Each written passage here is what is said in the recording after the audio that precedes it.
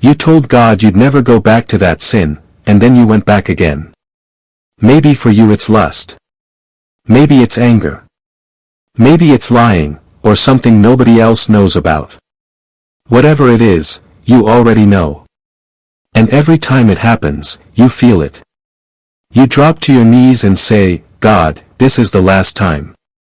You mean it. For a couple of days, maybe even longer, you hold on. But then, you fall again. And now it's not just guilt, it's something heavier. You start thinking. Maybe God is tired of forgiving me.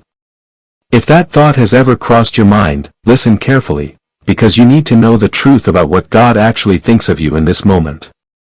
Right now, you might be carrying a weight you can't shake. You replay what happened. You question yourself. You wonder how you ended up here again. And the longer you sit in that feeling, the heavier it gets. Until eventually, you ask a question many people are afraid to say out loud.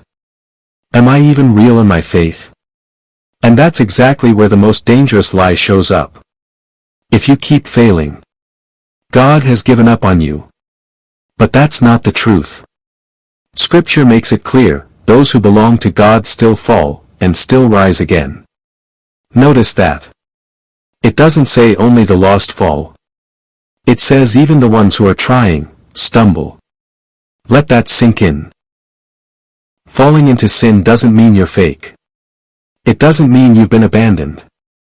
The real danger isn't the fall. It's believing you're too far gone to stand back up. Because the goal isn't just the mistake. It's to make you forget who you are. To bury you in shame so deep that you stop going to God. And start hiding from Him. That's what shame does. It pushes you away from the very place you need to run toward. But think about this. The fact that you hate what you're doing. The fact that you keep coming back, even after failing. That's not someone who's been given up on. That's someone still being worked on. Now a lot of people think the answer is just to try harder. So next time temptation comes, you say, this time will be different. And for a while, it is. But eventually, the same pressure builds. And you end up right back where you started. Why? Because repeating the same fight the same way rarely changes the outcome. Real change begins when you ask yourself something honest. What keeps leading me here? What habits are feeding this? What situations make it easier to fall? What thoughts are you allowing to stay in your mind? Because these patterns don't just appear out of nowhere. There's usually something underneath. Something quietly opening the door again and again.